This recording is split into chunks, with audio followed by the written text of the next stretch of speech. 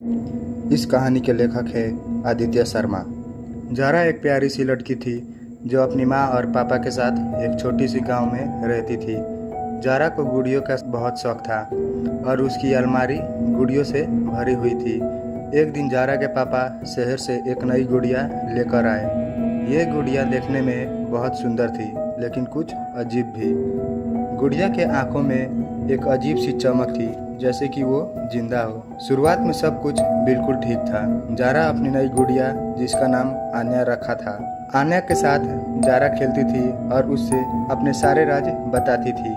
ज़ारा की माँ भी खुश थी कि ज़ारा को एक नई दोस्त मिल गई थी। लेकिन धीरे धीरे घर में अजीबोगरीब चीज़ें होने लगी। एक रात ज़ारा की माँ को लगा कि उसने कुछ आवाज़ें सुनी, जैसे कि कोई उसे बुला रहा हो। जब वो जग कर देखती है तो सब कुछ ठीक था, लेकिन फिर भी उसे एक अजीब सी बेचैनी महसूस होती थी।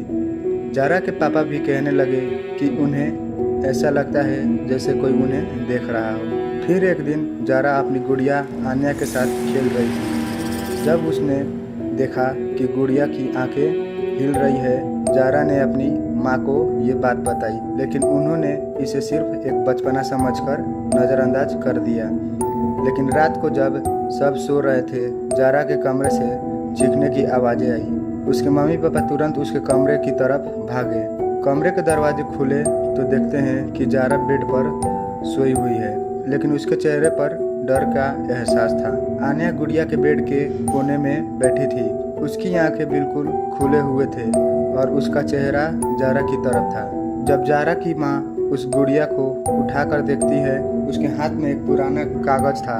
उस कागज़ पर लिखा था, मैं इस गुड़िया में अटकी हुई एक आत्मा हूँ। मुझे इस दुनिया से मुक्ति चाहिए। अगर तुमने मुझे यहाँ से आज़ाद नहीं किया तो मैं तुम्हारे सबसे प्यारे इंसान को ले जाऊँगी। ज़ारा की माँ ने ये पढ़कर अपने पति को जगाया और दोनों ने मिलकर ये फैसला किया कि वो इस गुड़िया को मंदिर ले जाएंगे। सुबह होती है, वो मंदिर के पंडित जी के पास गए और उसने मदद मांगी।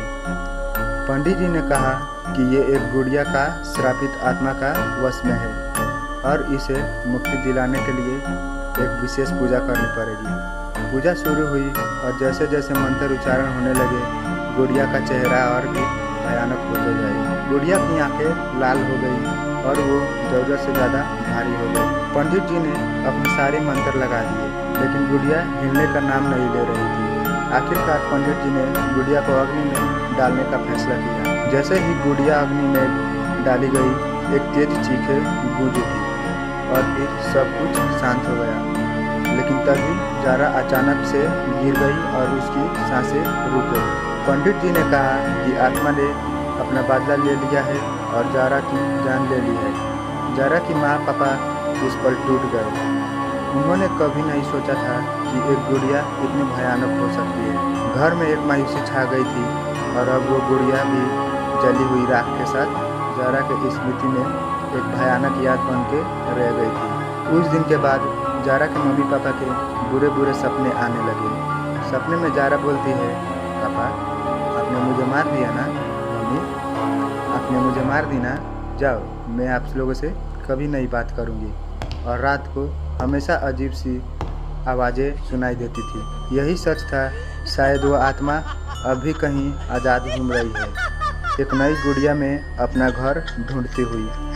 अगर यहाँ तक आप आ चुके हैं तो चैनल को सब्सक्राइब कर देना। वीडियो कैसा लगा कमेंट कर देना, लाइक करना मत भूलिएगा।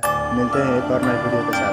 तब तक के लिए सावधान रहे, सतर्क रहे। राधे राधे।